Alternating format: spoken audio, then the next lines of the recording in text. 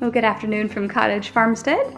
As I've shared in some of our previous videos recently, we've been in a pretty serious 3-month-long drought here in upstate South Carolina. So it was pretty interesting that both Farmer Nathan and I discovered that there was a section of our pasture that was actually muddy. And as you can see from our walk down to this area that we discovered, the grass is like crisp. There is not a whole lot of new growth going on right now as it is so dry. But when we get down to the area that we noticed was moist, you can see that the grass is lush, which is very unusual for 3 months of no rain. So since we were very curious about this, we decided to bring out our old dowsing rods that helped us find the well on our property to see what we might have down here. Do we have a spring? Do we have a seep? Or is there another reason why the groundwater is coming up to the surface even during a time of drought?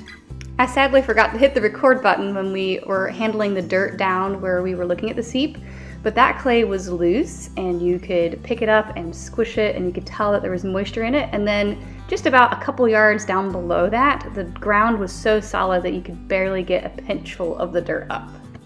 So we all took our turns with the dowsing rods, and we did find 2 areas down there that the rods crossed, so that does indicate some sort of groundwater there. My dad was with us today, and he's had experience collecting spring water and with some more active seeps in collecting that water as well. And he didn't notice that there was a significant enough amount of water for us to do anything with it, at least at this point in time.